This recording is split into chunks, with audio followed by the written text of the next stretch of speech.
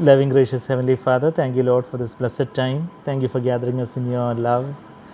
Cleanse our hearts once again with your blood.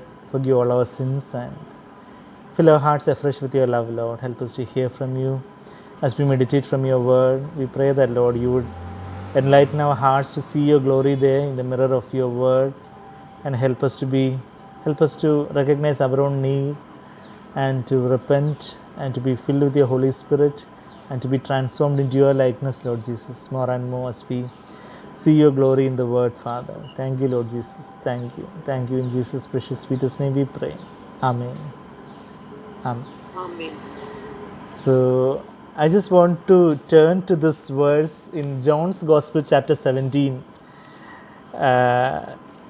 This, I would say, is one of my favorite verses because the Lord has immensely ministered to me, to my heart, through this verse for many years and has encouraged me to come closer and closer to Him. And from that verse, I've seen a little bit about the heart of our Father and heart of the Lord Jesus, how the Lord longs to have fellowship with each one of us, with me, each one of us. Although we are so wretched sinners, we are so unfaithful people, we are so weak and fragile people, still how the Almighty God, the creator and sustainer of the whole universe, is so immensely concerned about us and He longs to have fellowship with us. So shall we turn to this verse in John's Gospel, chapter 17. John 17, as we all know, it is the long prayer of Jesus, what is commonly known as the high priestly prayer. The prayer that Jesus prayed to the Father just before He is entering the Garden of Gethsemane, where He would be arrested and after which He would be crucified. So, John 17 is happening just the previous night of Jesus' crucifixion. If Jesus was crucified on a particular Thursday, the previous night this happens. That means actually, you all know John 13 is the Lord's Supper, the chapter on Lord's Supper, where Jesus is washing the disciples' feet just the previous day of His crucifixion. And after Lord's Supper, if you just turn to those verses, after Jesus washes His disciples' feet and broke the bread and gave them the morsel. Verse 30, we read John chapter 13, verse 30, verse 30. So after receiving the morsel, Judas went out immediately, and it was night. And therefore, when he had gone out, verse 31, John 13, 31. Therefore, when he had gone out, Jesus said, now is the Son of Man glorified, and God is glorified in Him. So, from that verse, from John 13, 31 onwards, we see a long conversation of Jesus with His rest of 11 disciples. And He was telling them so many things. And just before His crucifixion, just before going to the Garden of Gethsemane,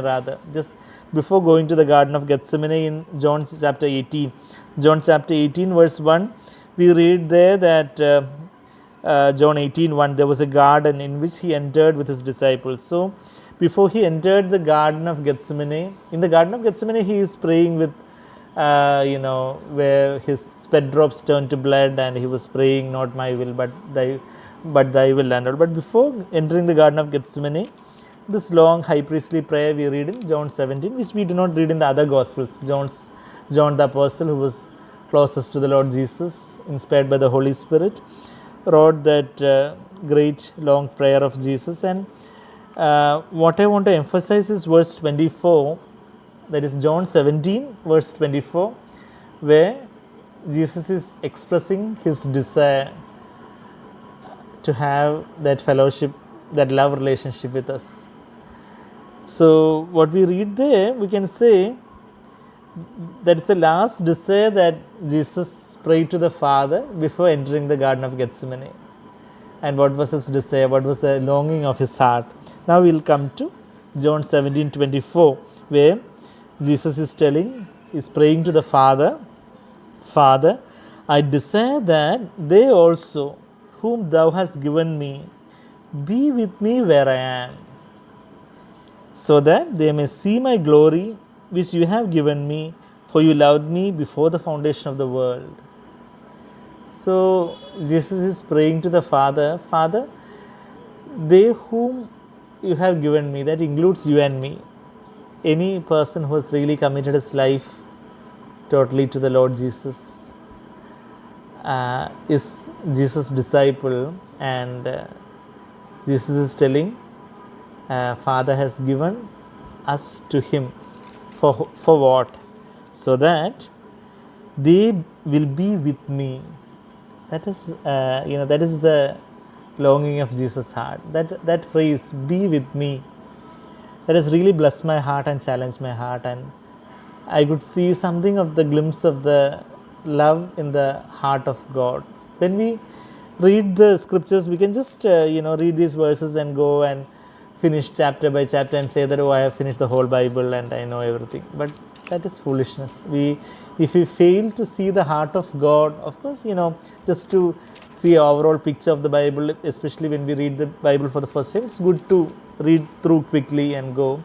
But along with that, if you don't have time of meditating each and every verse and seeking to see the heart of God in the scriptures, scriptures that is the Bible, is like a map which God has given us to guide to himself. Scripture is not an end in itself. Some people just worship the Bible, the book of the Bible, the ink and the pages. That in itself, it doesn't have, that is nothing to be adored. But actually, the word of God is a map that will guide us to, that is supposed to guide us to God himself.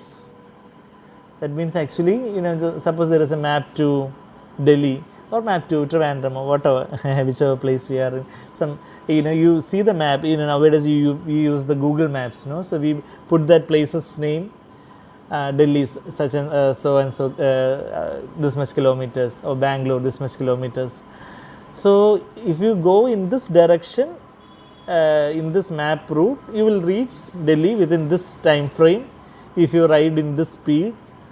So the map in itself, the Google map in itself, is not Delhi or Bangalore. It is just supposed to guide you to that particular place where you are seeking to go. Like that, Bible is like this Google map where we can put God or Jesus, and this Bible will help us to come closer to the Lord Jesus.